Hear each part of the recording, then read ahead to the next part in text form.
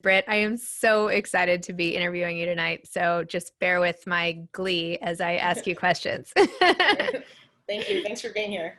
Oh my gosh. I snooped on you earlier today doing your Instagram live with Shondaland to get a little preview of what's been on your mind. So thanks for that today too.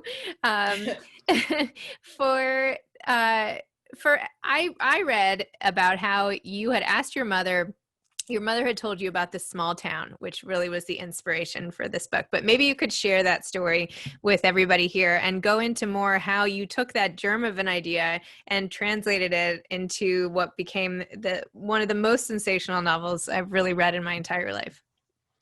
Thank you. And thank you for having me tonight. Thank you everyone for watching. Yeah, I honestly don't really remember the context of the conversation I was even having with my mother. But I just remember her very offhandedly mentioning this town that she remembered from her childhood, where everyone was so obsessed with skin color that they just kind of married within the community in hopes that their children would get lighter from generation to generation. And she said it to me very offhandedly, like it was something that everyone just kind of knows. And it immediately struck me. I think all I remember is just being like, wait, slow down, slow down. Let's go back to that thing that you just said. That's crazy. And it immediately struck me. I just wrote it down in my phone. I have it in my notes when I just jotted down that basic idea. And then at the time I was still kind of finishing up the mothers, so I didn't really go back to it right away. But it immediately struck me as something that was potentially the setting for a novel. It was an idea of a town that's oriented around this really troubling idea. And I think when you're thinking about a novel, the idea of having something that immediately presents itself as a problem, like immediately this town presented itself to me as a problem. And from there, I thought about, well, what would it be like to be a light-skinned person in this town that has this really horrific ideology? And what would it be like to be a dark-skinned person in this town? And that was kind of the basis of the idea of these twin sisters whose lives take them in very different directions. So it's one thing to have a little note in your phone and start noodling on a concept, but it's another to then blow it out into all these different interwoven stories across timelines and all the rest. So what happened between the idea and like now? Like how did you craft it to become what it was in terms of process, and did you outline it? Like how did you get it from there to here? I mean, I talk about it as if this was like a straightforward journey, and of course it totally wasn't. I don't really outline, but I know that it took me, many drafts and many years of trying to figure it out. I knew immediately that I was interested in these twin sisters, one who you see at the beginning of the book when she has returned to this town with her dark-skinned child, and the other one who's kind of vanished off into the wind and you don't know what happened to her. So I knew that was the opening of the book. And from there, it was a lot of just kind of trying different things out. I didn't realize originally that I was interested in the lives of the twin sisters' children. I thought originally it would just be like one half of the book would be one sister and the other half of the book would be the other sister, and that would be really nice and neat. And then I realized I was really interested in their children. I was interested in the men in their lives. I was interested in all these other sort of minor characters that really just kind of gripped me because of their own stories about reinvention and transformation that really appealed to me. So it took a lot of trial and error to try to weave all of those stories in a way that was even coherent, let alone hopefully moving and interesting to the reader.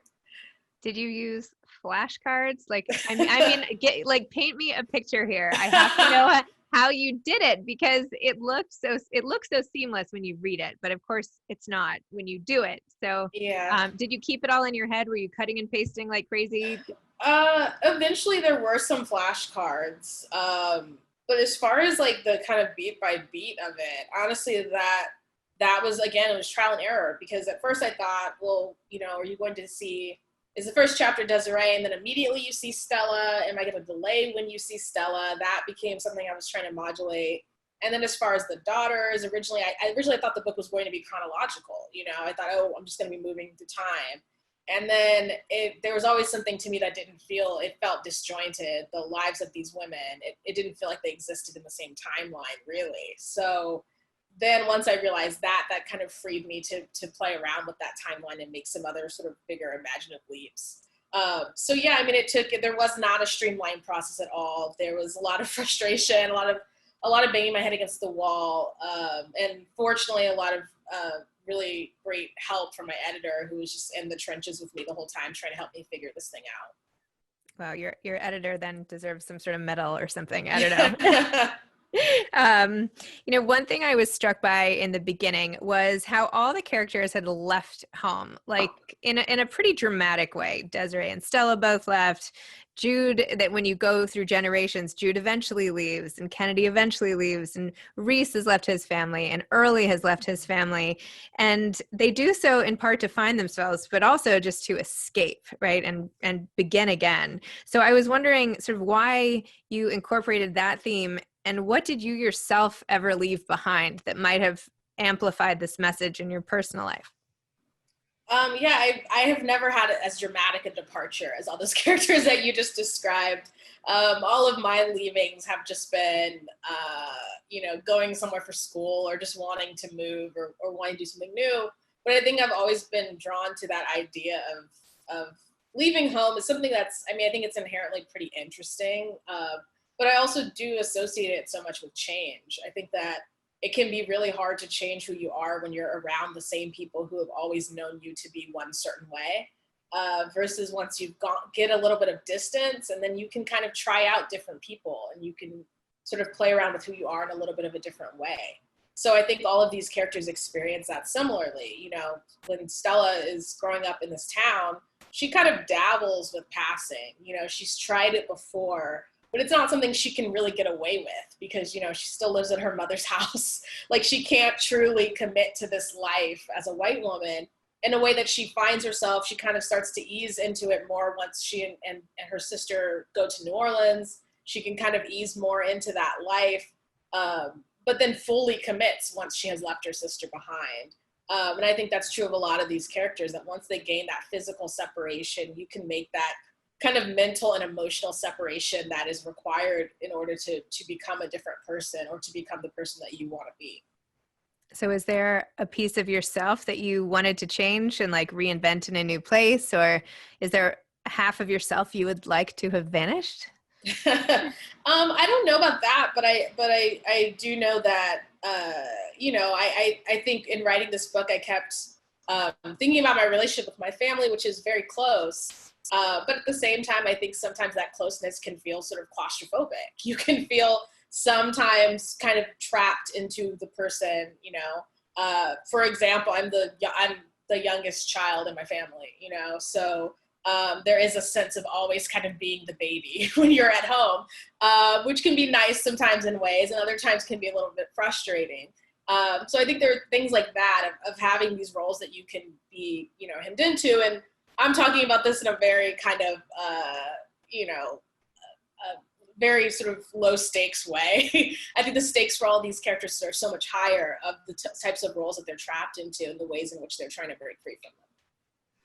And the way that they transform is so dramatic, right? Everything that you would think is static becomes fluid, from race to gender to names. Everything is like in flux constantly in this book. And I think that's what's so unique, because you never know who you're getting to know as they get to know themselves.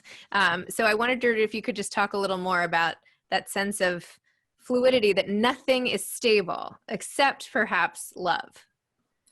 Yeah, I think that was one of the things that really drew me into writing this book.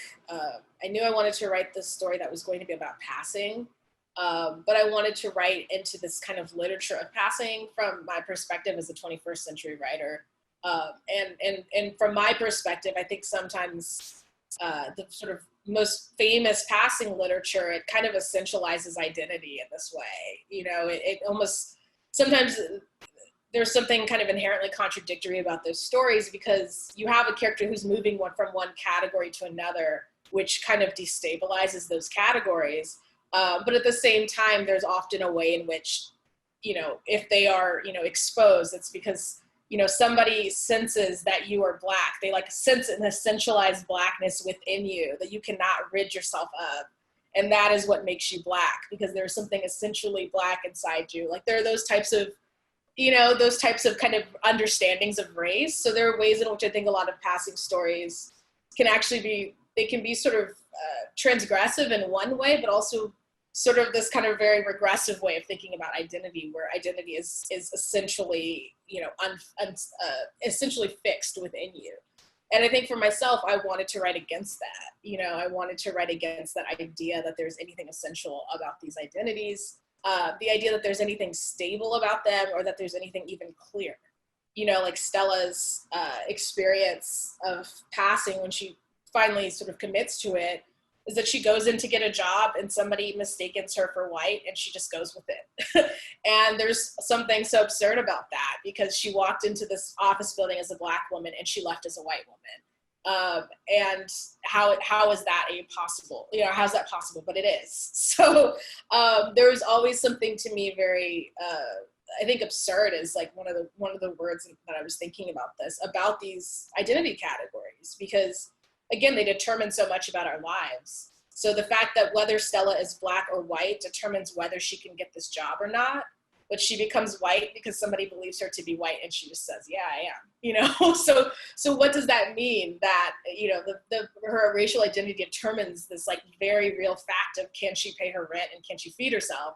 But at the same time, it's so flimsy that she can just easily slip into one category, So to me, it was that contradiction between those two things of the very real implications of all of those categories of race or gender, but also just the flimsiness between them and the ways in which they are permeable in ways that we may not easily assume, but in ways that at least I believe to be true.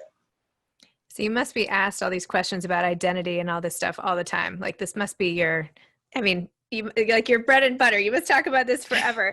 Does it make you turn a lens like onto yourself to think like, how do I feel about my own identity? Like, how important is your race, your gender, your sexuality, like to you as an author and to you as a person? And how did that play into the writing? Is it that you want all that to be fluid? Is it that it's so central to your core of your soul that you have it? Like, tell me about your relationship to your own identity. I mean, that's a really huge question.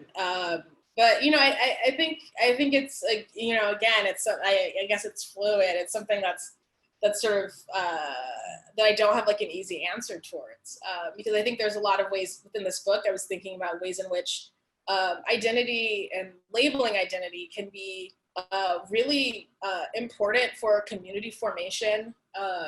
For example, when Jude arrives in LA, she becomes friends with a group of drag queens. And who have all found community with each other and kind of welcome her into this community.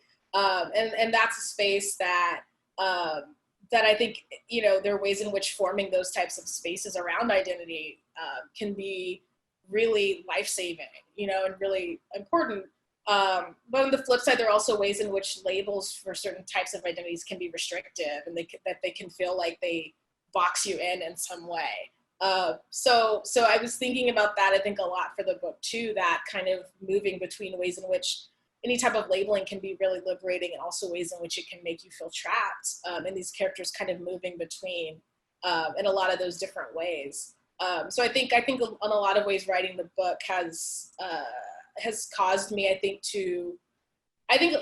more than anything, it's caused me to take a step back when I am, I think when I'm speaking, because one of the things that I thought about in this book is the way in which identity is so much more complicated than our language allows. So a good example of that is just Stella's daughter. I still have not really decided a way to racially identify her. I don't really know what is the accurate way to describe this person who is a daughter of a Black white passing mother and has a white father and believes herself to be white, but later decide, there's not like a succinct way to describe her. So I think part of it is maybe take a step back and be critical of the language that I use in thinking about identity, and also in the ways in which I make snap judgments about other people's identities, because part of the book is that you just have no way of knowing. Identities are not as clear as we believe them to be. I think that it's true for people too, right? You don't know the core of people's identity on the surface. You don't know what people are going through on the surface. You could pass by them on the street. It's like how the drag queens who you reference, like literally could be somebody completely different, or you could just be going through something really challenging and you just might not know. It's almost like shining an x-ray machine onto everybody. And what would that do to society if we all could actually see inside what was really going on? Maybe everything would be a little better. I hope. I don't know. Maybe. or much worse. I don't know. Maybe something I don't want to see inside.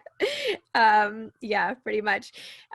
In terms of going back to your craft a little bit, because even what you were saying with language, like the way that you were able to tap into different ways of speaking based on all the different characters and just even in so few words, like paint such a picture of what was going on and what someone's personality was like. And then how you had all these cliffhangers. Like, I think the scene where where the wine bottle drops is like, that's going to be like a Jeopardy question in like 50 years. Like, what's the best scene and biggest cliffhanger?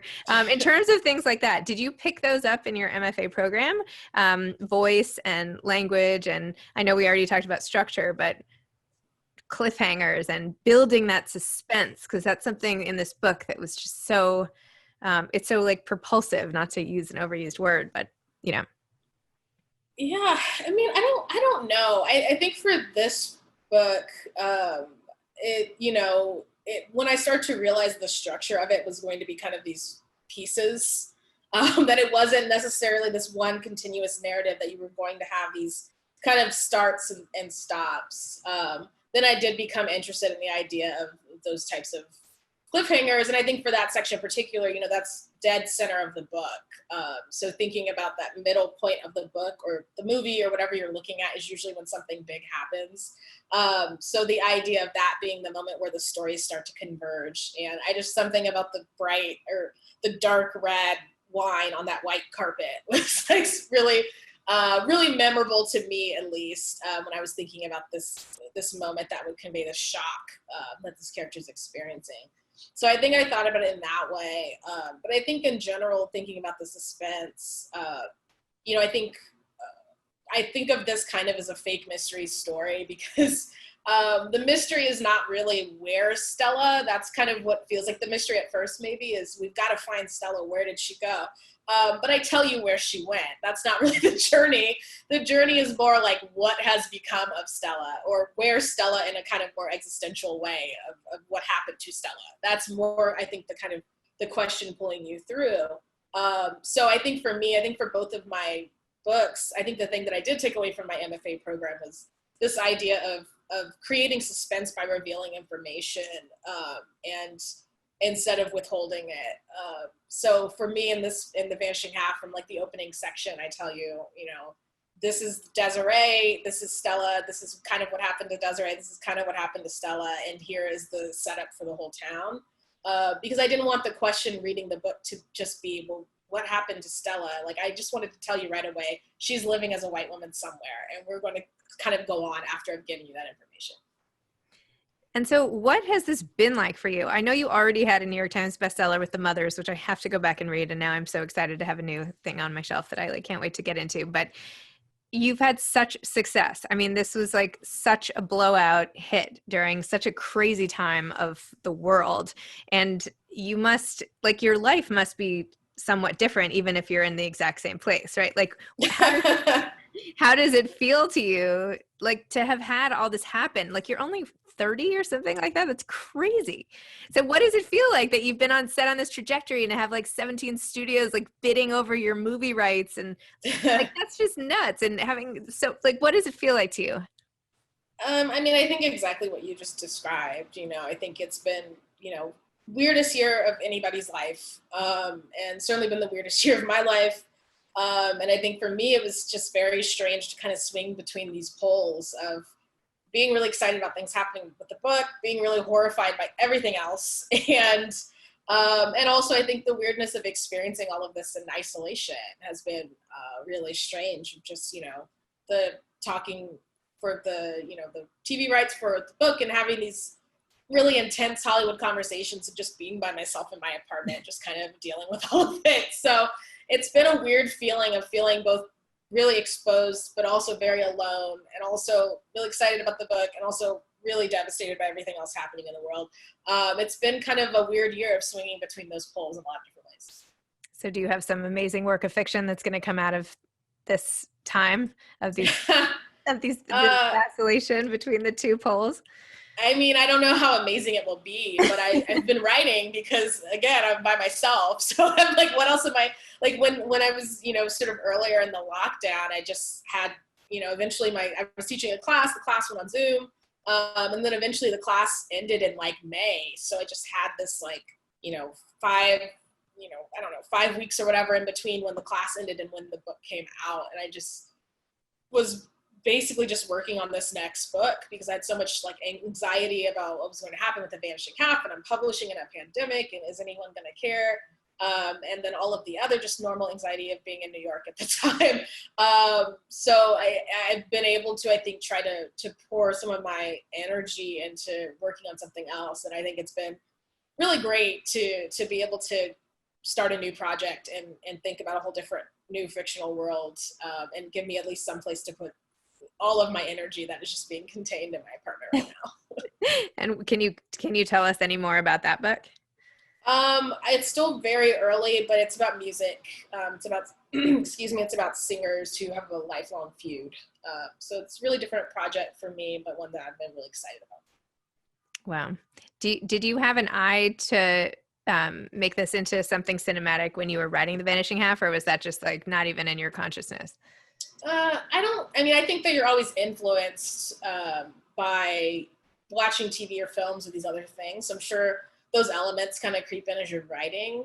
But I never thought, I don't think about casting it or anything like that. I never think that far about anything. So I don't think about it, but I am excited to see what the adaptation will look like. And have you been able to see your family or friends like at all, or have you been like have you been walled off completely this whole time? Yeah, I got to go back to California for the summer, so I saw my family and been able to see friends at the park and everything while the weather's still nice. So hoping that we'll hold out for a few more weeks of nice weather before we all retreat into our winters of solitude. Yes, exactly. Do you have any advice to aspiring authors? I think my advice is very basic advice, which is just read everything. I think you learn from things that you like and also from things that you hate. So I think reading widely, and that's not to say read everything like you have to read everything that's ever been written. That's just to say read widely. So I think that's one of my pieces of advice, and just be patient with yourself because the work will be bad for far longer than it will ever be good. That's like if you ever feel that your work is good, which I think most writers I know never feel that way. So you have to just learn how to be patient with yourself and trust that that's part of the process is kind of hating your work. And the difference is, I think, being able just to stick through it and to believe that you can make it better throughout all of the challenges of wrestling with the work. And what type of books do you like? Like, what are some of your biggest influences, and what do you like to read sort of even when you're tired? Yeah, I mean, different things. I've been kind of doing, I'm sort of a slow reader, but I've been balancing a lot more nonfiction and fiction these days. I've been reading a lot of biographies because of the new book. So lots of music biographies that I've been reading.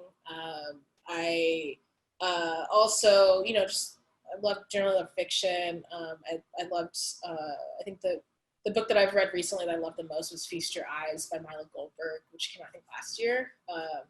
It's the structure of the book is like an art catalog where she is describing photographs, but you don't actually see the pictures as you're reading the book. You're just reading descriptions of them.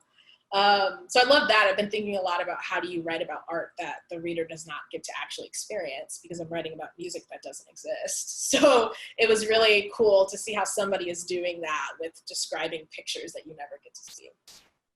Very cool.